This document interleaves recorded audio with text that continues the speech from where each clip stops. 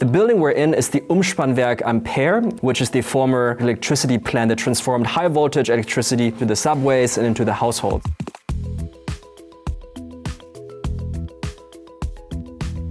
The power grid used to be the nerve center of how modern cities operated.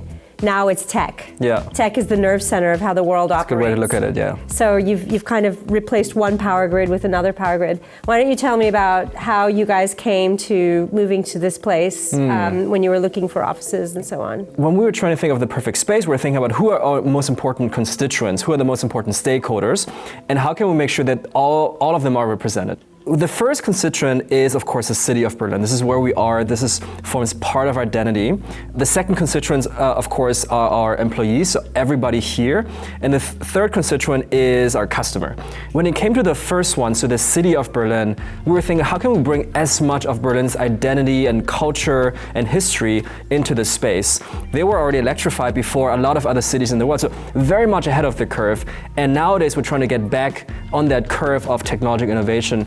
Now, when it comes to the people we have, the employees, we went as far as working with workspace psychologists to ask different teams, what do you need? How do you work? Thirdly, it's really the customer.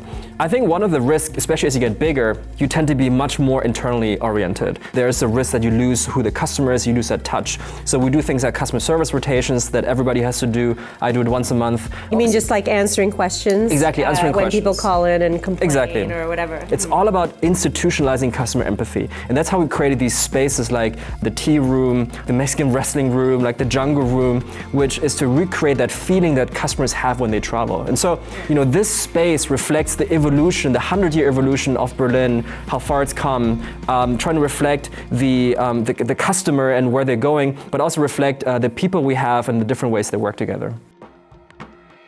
How has the space helped you guys with recruitment? First of all, is recruitment a challenge, or is there a huge pool of people here who either live here or who want to come here to Berlin? And second of all, I know that this is a big thing, in the valley, having decent facilities, having that ping pong table and good food are must-haves if you want to attract the best candidates.